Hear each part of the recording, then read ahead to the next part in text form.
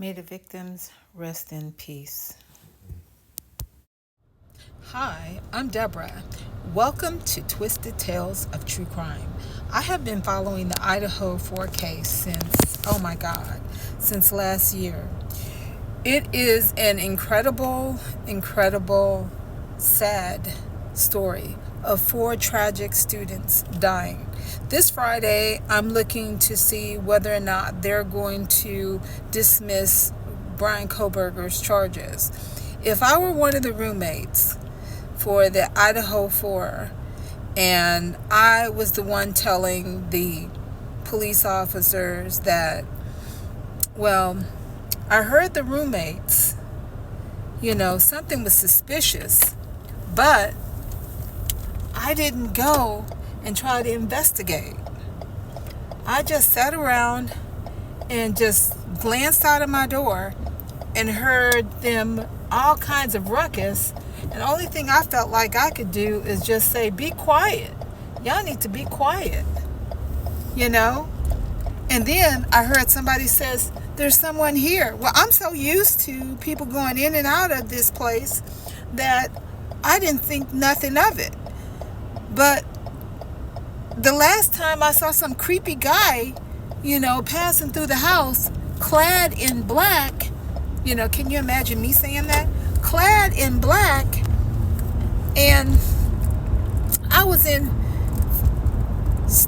fear, frozen shock face. I was so shocked that I went back into my room and I knocked off and went to sleep.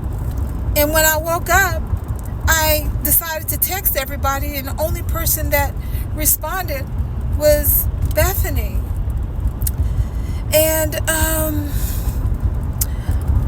I did call some people earlier that morning because I was still kind of leery, and I had some problems trying to get into Xander's room, so I called people over to help me. That's not unusual for me to do. And so, to my surprise, I didn't know what was going on. 8 hours later, then I have to lawyer up because I don't like them asking me all these questions, because it sounds like they're a little suspicious of me. I just need to look a little innocent. Not that I had anything to do with it. So just because you see me in pink face masks and my boyfriend with face masks on doesn't make us guilty. And everybody around us in all the other clubs, they have knives and stuff like that, and they're familiar with this type of stuff. And yeah, there were dead carcasses, around earlier during the school year, but that had nothing to do with us. Yeah, just because it's loud and we party and stuff like that doesn't mean that, I knew to call the cops. Okay, y'all. You know that if it was me and I was that roommate and I was Dylan, come on. Let's keep it 100 up in this camp. They would have called on me. So the latest right now is there's so much crap out there, so much noise from so many people publishing what they feel what they feel is going on. That's because all we're doing is left with speculations, but there are real world things that most people would naturally do in those type of circumstances. When I was back in college and I heard creepy noises in the dorm, I thought nothing of it. I heard people screaming all through the nights and stuff it would be laughing.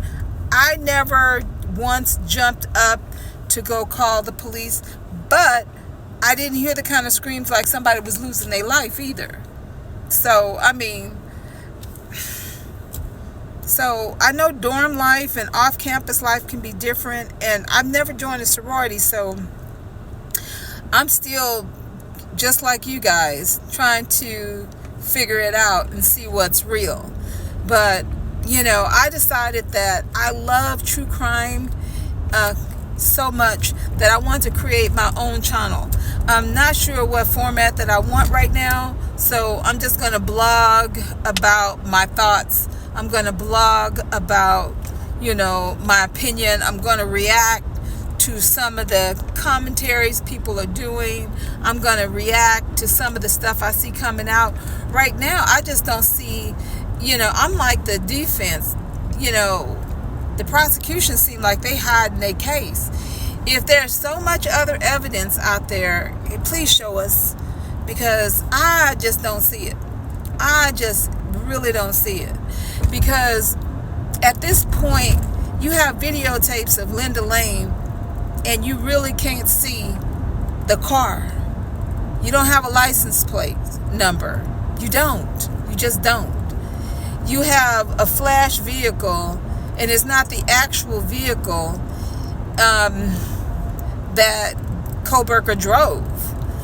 And how is it possible that you're going to do a quadruple murder and you don't have no evidence in the car? Let's keep it 100. Lack of evidence is evidence. That's just like somebody pulling me over and checking my car, saying that I killed the Idaho 4 students, and they can't find not a strip of blood or anything in my car. Of course, I didn't do it, because I'm out here, and I'm in a completely different state.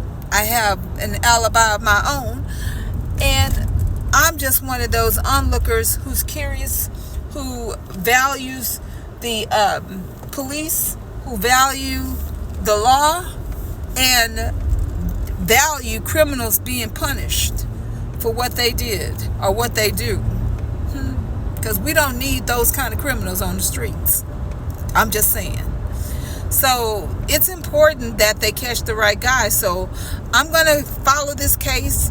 And I just want to let everybody know that I am, creating a blog out here, Twisted Tales of True Crime, because this really is one of the most twisted cases that I have followed.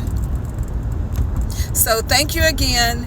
If you're not subscribed or you're new to finding me, you just lucked up. I'm just starting my channel. I'm looking forward to creating more content for you. Please join my community that I'm building here. Hit that subscribe button, hit the notification bell so you are notified when I upload a video. Thank you again.